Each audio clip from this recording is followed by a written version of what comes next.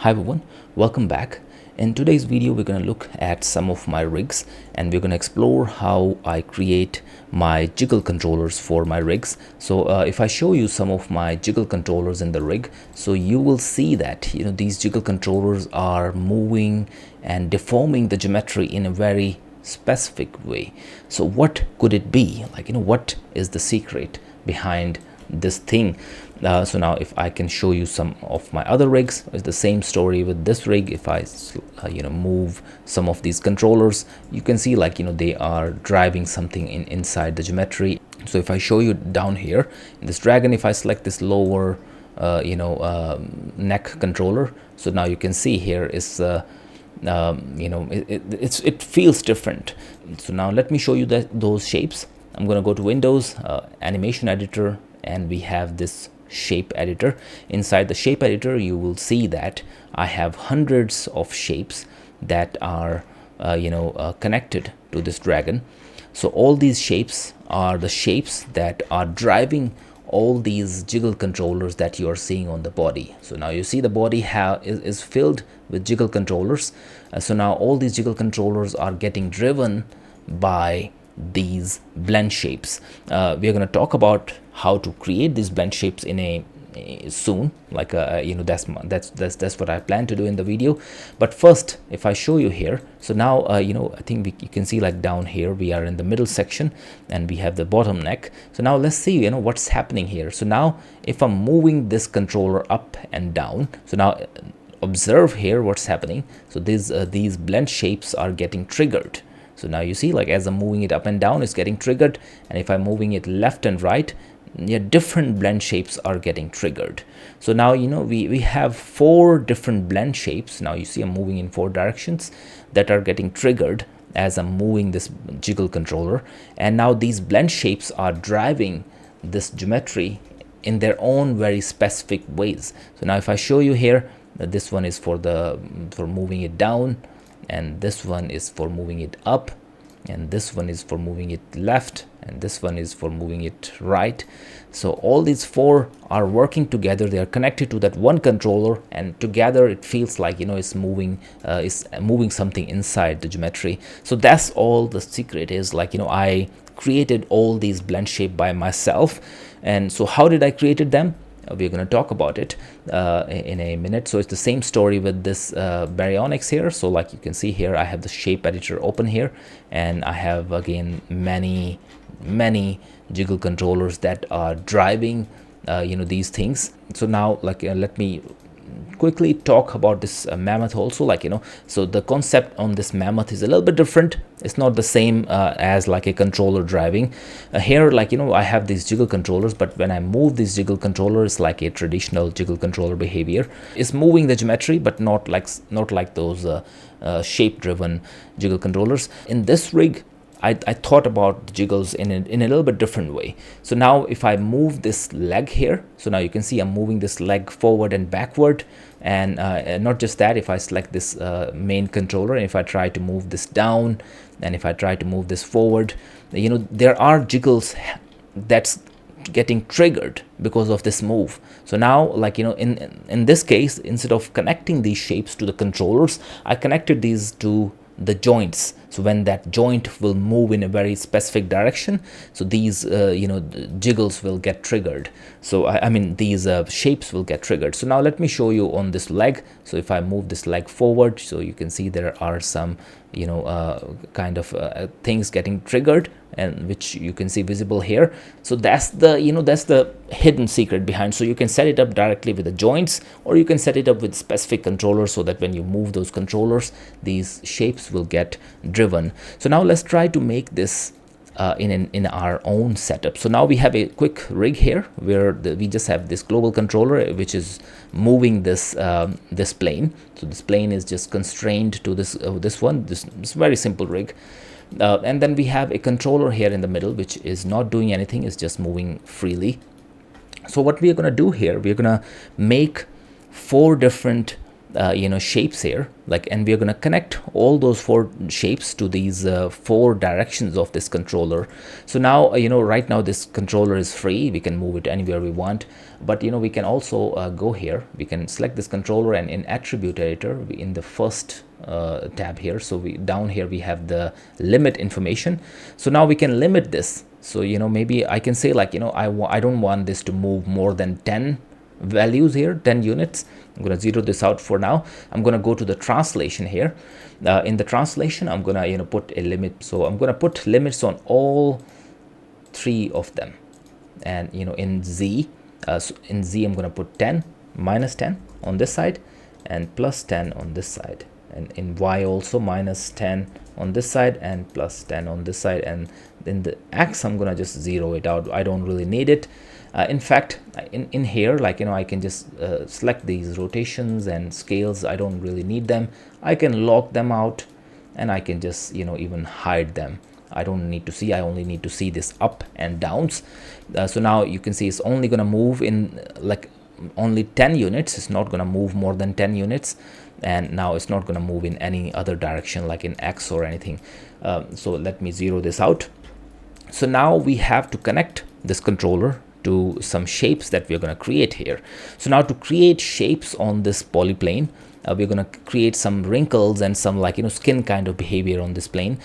So what I'm going to do here is I'm going to go to the Windows and animation editor and shape editor. We can even use the pose editor to create something similar, but shape editor is simple to understand for now. You can explore pose editor like in your own free time, but right now we are gonna look at this shape editor. I'm gonna open this. So in the shape editor, the process is super simple. You first create a blend shape, so you select your geometry and you click on create blend shape. So right now you see the add target is locked, it's not activated, so it will get activated once you have the blend shape. So now under this blend shape we can add more targets. So this blend shape is one folder which is going to contain all different shapes that are inside this. So now I can add more targets, so those shapes will be inside these targets. So now we have this first target, so I'm gonna name this as up. So this is going to be up, and now I can start so right now you see it's already blue, and you can see here this edit button is red. That means now it's active. So anything that you do here, so if you select any point here, and if you try to move it slightly, so now that move is getting registered here. So now so if you now go here and if you try to drag this thing out, so now you see that one move that you did here is getting registered inside this. So I'm going to press Ctrl Z for now. I don't want this to get registered like this. We're going to use sculpting tools to make all the shapes we want. So that's what I used. I used the sculpting tools to create all these interesting shapes that you are seeing here. So all these shapes are made from these sculpting tools. So if I select this first one, now I can just come here and I can start painting. So now it might be huge for you if you try to paint something like this.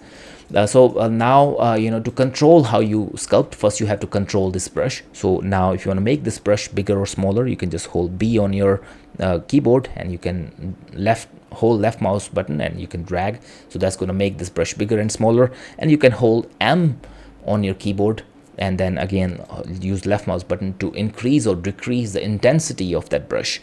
I think you should be able to do that. If you press this hammer with 3 lines, you can turn on these tools here, and you should be able to do that size and strength. You should be able to add it. So if once we made blend shape for one side, we should be able to duplicate that blend shape, and we can flip that blend shape. So let's say if you want to make some blend shape for one side of the neck, you can make really nice one, and then you can duplicate that, and then you can flip it. Flipping will put it on the other side. So these are, you have some of these flip and mirror target. You can explore that, but for now we are gonna stay simple. I'm gonna create 4 different targets. So as I mentioned, you can just use any of the sculpting tool to sculpt, but I'm gonna explore some specific tools that I used to create those wrinkles and stuff. So the first one that I liked using is this pull a surface in direction of stroke. So this one, so I'm going to select that. As you can see, if I paint on this, is kind of bending these like these lines. It's not, you're not going to see that, so because it's pulling the surface in the direction of the flow. So I'm going to press Ctrl Z a couple of times, and I'm going to make my brush a little bit bigger. So now you can see, like, you can use this one, you can use this tool to add some skin sliding effect. So in your whenever you're trying to sculpt something, you can use this one to have the skin sliding effect. So now if you see, I don't know how clearly is visible, so maybe if I press W, then it'll be visible. So now you can see as I'm driving this thing, so now this is getting like driven in that, so it's like the skin is kind of sliding in that direction. And now let's keep going. So I'm gonna again, like here I can make it a little bit more nicer, and then I can smooth things out. So we have this fourth tool from this side. If I select that, I can, this is for smoothing things out. So now I can smooth things. This is just gonna relax things a bit. Yeah, so now you can see like things are moved upward. So now I can like maybe add some wrinkles on this top side. So now to add wrinkles, you can try using this tool. It can add some wrinkle. You can make your brush really you can make the brush really small, and then you can try to maybe decrease your intensity, and then you can try using this tool. For sure you can use it. Me personally, I like using this tool, like, which is this foam kind of tool. Like it adds up the volume in a really good way. It's like adding a foam on the top. It's something like that. So I'm just gonna make my brush just a little bit bigger, and I will try adding some wrinkles, like just like a dull wrinkles first. I'm not gonna do like big ones first. Just gonna do some dull wrinkles, and then I can increase the intensity. I can make the brush a little bit smaller, and then I can try to sculpt them on the top, and see like if I can make them look nicer in any possible way. And so I can keep going. Okay, now so you can see like that we have kind of wrinkles, but they are not looking good. So now we can definitely try to do some extra things on this. For example, the first thing is I can try using this smooth tool, and I can try smoothing things. Maybe I can decrease the intensity of my smooth tool with this M. So I'm just gonna keep dragging and reduce this intensity. So now you can see it's going down here, the strength, and so you can do it right from here. And yeah, so now you can try reducing the intensity of the wrinkles with this tool, or you have some more tools here. You see this one can fill the valleys. So now if you try using this tool, like, it's gonna fill some of the valleys here. So you can try filling some of the valleys, and then you have some this tool. This thing can reduce the sharp points. So now I can use that. Oh, sorry, this is going to increase it. So if I hold Control, it's going to do the reverse. So if you want to do the reverse of what you're doing, you can hold Control, and it can now you see it's decreasing the valleys here. It's kind of flattening things out. Yeah, so all these tools do different things. Now you can try to use a blend of these tools and to make some nice looking shapes. So now you see I have kind of wrinkles. So if I play this now, if I press W again, so now you will see this thing. So this one is kind of adding some wrinkles here. Not the most polished one. Like I'm not a modeler, I'm an animator, but I did the best I could. Now there are a few more things I can do here. I can add some valleys here. I can try adding I can decrease this, and I can add just so this is the valleys tool. So using that tool we can add some maybe I can some stretch marks here. So if the the skin is kind of going in that direction, so now we can try adding some stretch marks and maybe some muscle boost, or like you can try doing whatever you want. So now this, and again then don't forget to smooth things out later. You can smooth things out, add the shapes, smooth things out. So now this is for the first up target, and now I can again add a new target, and this one is for the down one. Again, I can start from this one, and I can move this mesh in the lower side. Then I can right away I can smooth it. I took my time. I was not hurrying out when I was making all these rigs, and when I was making the shapes, I was like chilling out, and I was trying to take it slow and make it as nicely as possible. But with whatever time you have, you can try to do things the way you want. So now yeah, and maybe decrease the size, and add some smaller shapes here, and then add some smoothing, and try using all these different brushes. So there are many ones, like you can try using stamps, and like I mean it's up to you, like how you want to try using them. For me right now, I'm just showing you guys the basics, like how I wanna, like how I created, like just the general idea, like so okay, so now we have this lower one. So now we have, as we're gonna move this, it's gonna move like this. So maybe we can call it down, and now I'm gonna add two more for the left and right. So now, like we have 4 different directions here. So now I can name it left. The left and right are not that great. So now I can use set driven key, or like or any of your preferred tool to to drive this. I'm like old school guy, like I like using set driven key. So in animation, in the key, in the set driven key here, if you go here and you can click on set. So now here I can load this controller as a driver, and I can load this blend shape as a driven. So I can select this blend shape, and it's not showing me yet. Oh, sorry, I'm still selecting. So I have to select this one, and I have to select this blend shape, which should be down here. So I'm going to select this blend shape, Ctrl C, and then I like to paste the name. So that's my way of selecting things. So whenever I want to select something here, I just select the name.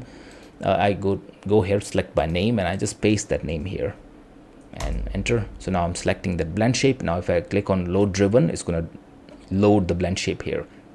So now we have up, down, left, right here, and now we have the translate Y and translate Z. And first of all, when now I can select translate Y. So here we just have to tell Maya that what do we want on that specific value of that specific attribute. So so what easiest thing we can do here is we can select translate Y, and then the translate Y will be up and down, and we can select up and down. And so right now you can see the translate Y is at 0, and up and down are also at 0. So now what we can do here, we can add key. So you see, like now we have key. That means we are telling Maya when the translate Y is 0, up and down need to be 0. So now what we can do, we can try now doing a few more things. So now again select this one and move it up. So now when it's on the value 10, so that's the value. So now we're going to tell Maya that when the value is 10, then make sure the up one here. So just click on the blend shape here to select that, and then make sure your up one is 1. So now we are telling Maya when the translate Y is 10, and when the up one should be 1. So now we can again add key here. So now if I go back here again, let me key again. So now if you move it down, so now you can see now as we are moving it down, it's driving this one. We still have to do a few more things. So now yeah, let me zero this out again. Now we are going to move this down, which is we are moving to -10. Again select, make sure you are selecting translate Y, but this time we are going to select down here, and we are going to activate this. And now we are telling Maya when this one is down, this one should be full here. We should be fully 1, and then we can again key here. So now let's see if this is working. So now you can see it's working decently. And now we can do the same thing on Z. So first of all, select Z here. You have to select it right here, and then select left and right, and then add a key. Now we are telling Maya that when the Z is 0, both left and right should also be 0. And now we can start moving this one to the left. And now just select the left when it's on the left only, and then the left one should be at 10, and key. Now move this to the right, and then select the right here, and then move the right one to 1, and again key. And now we end up setting all 4 of them, you can see. But there is one thing we still have to do. So we have to select this geometry, and we have to go to the graph editor, or you can select this blend shape also. Select the blend shape, and you can select the same way how I selected. Copy the name, paste it here, and then the graph editor. Where is the graph editor? Windows animation editor, graph editor. So now you can see these are the keys of that set driven key. So you have to make sure these ones are straight.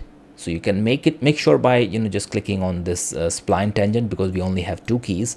It's going to make everything straight, because if these are not straight, then whenever you are moving this controller, things are going to move in a non-linear way. So now they are moving in a linear way. So now you can see, like, you just set up a a wrinkle based kind of a blend shape here controller here, which is moving things around like in an organic way. I mean, you can imagine, like, you can go crazy in this. You can add much more wrinkles, you can add much more muscular kind of shapes. But this is my process of creating this, these jiggle controllers that I create. I mean, like, you can say, like, now I revealed my secret, but it's not really a secret. It's a very simple thing to do in VFX, and and it's not easy thing to just go ahead and create 100 shapes. Like, you need to have that dedication and stuff. Yeah, so yeah guys, thank you so much for following me this far, and I hope I explained things in a clearer way, and I will see you sometime soon. Thank you so much.